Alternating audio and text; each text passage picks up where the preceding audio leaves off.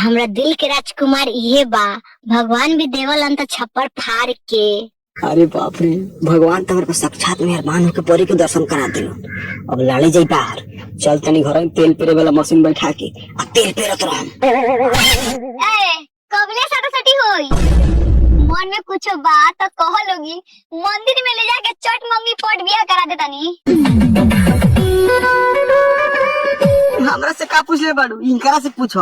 हम तो 24 घंटा बियाह करले खखु आइले बानी। दीदी तू रेडी बारे?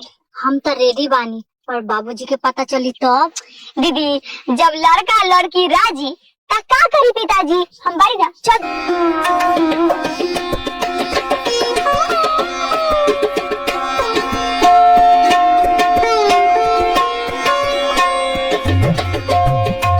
अच्छा एक बात बतावा, हमरा शादी के बाद दुख ना देबा?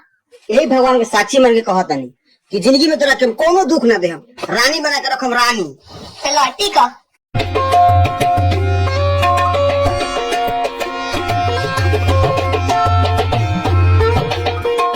ठीक ठीक, नाम मंगली भीख तो हमारा नाम कबूतरी ना।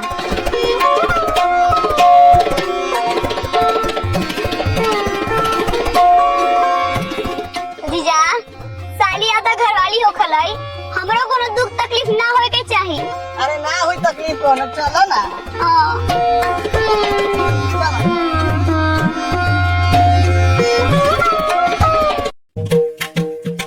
अलख निरंजन गजमान आगे रोगा दुआरी पंडित सुतल ते बारी। तेरा बाबू निकालो घर से दक्षिणा, रोगा में बारी निकालो निकालो।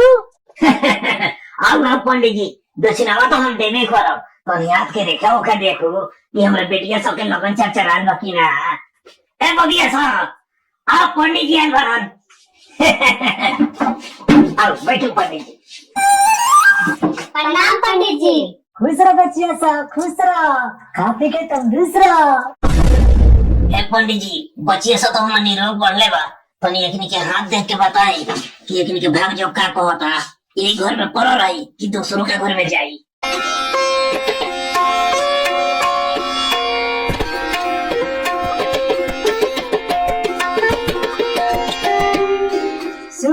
शुभ लगन चिरन बाबू, रार बच्चे के हाथ के रेखा बताओ ता, एकर भाग जो खुला हलायल बा। ए पंडित जी जल्दी बताई हमर भाग जो का कहता।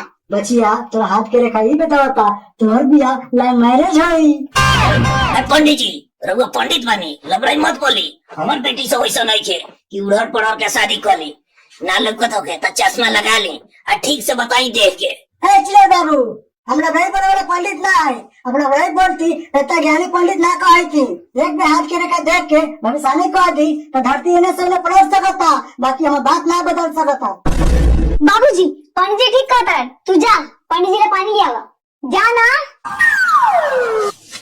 पंडित जी और बताइए ना दीदिया के बारे में, दीदिया के हाथ के रेखा कथी कोई है? ए बचिया तो दीदिया का भाग नहीं बतावता, एक मरद मिली पढ़वा और वो हाथा काठा जो जोता के 2-4 काठा जाना करूँ इसे ससुराली में जाई रोकराली ना।